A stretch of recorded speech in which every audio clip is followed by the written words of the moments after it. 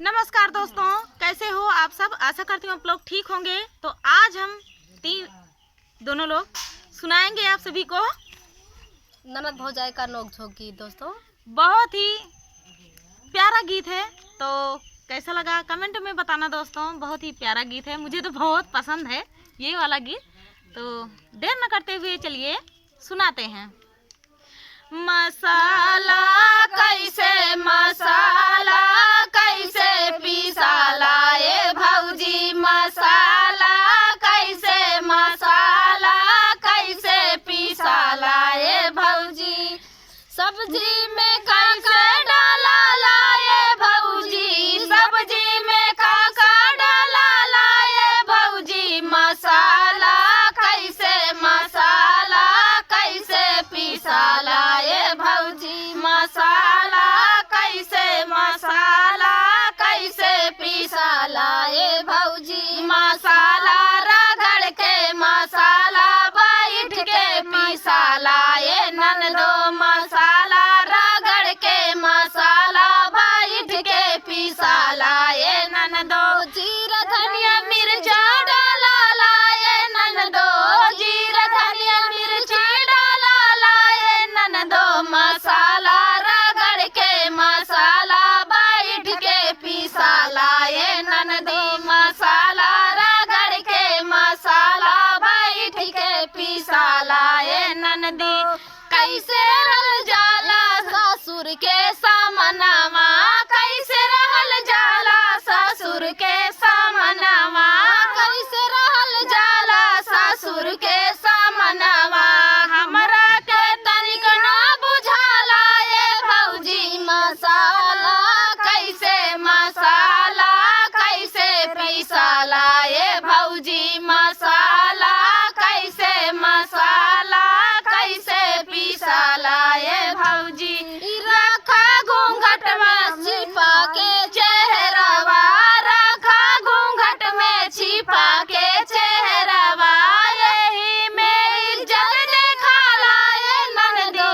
यही में इज्जत देखाला ये ननदी, मसाला रगड़ के मसाला बैठ के पिसाला ये ननदो, मसाला रगड़ के मसाला बैठ के पिसाला ये ननदो,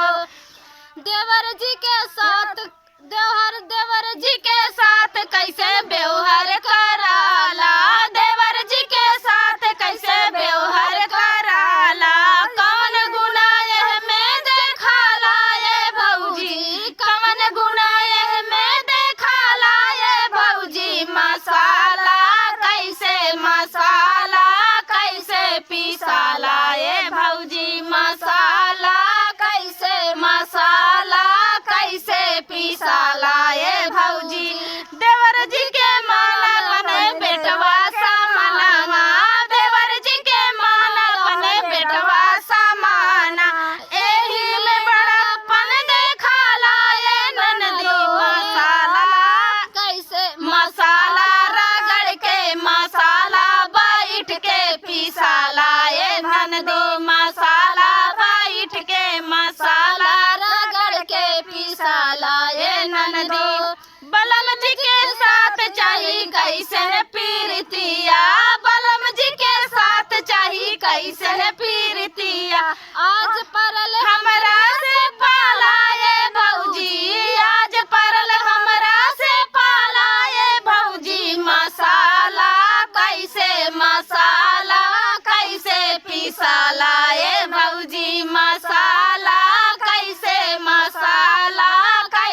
पिसाला ये भौजी, सिया के समान जोड़ा पति से सनहिया, सिया के समान जोड़ा पति से सनहिया, मर्यादा यही में पवल जाला ये ननदी,